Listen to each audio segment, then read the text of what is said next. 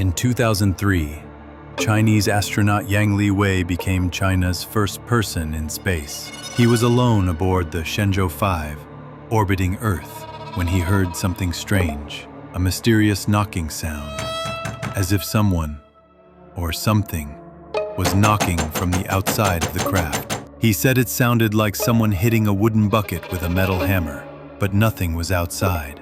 No damage, no explanation.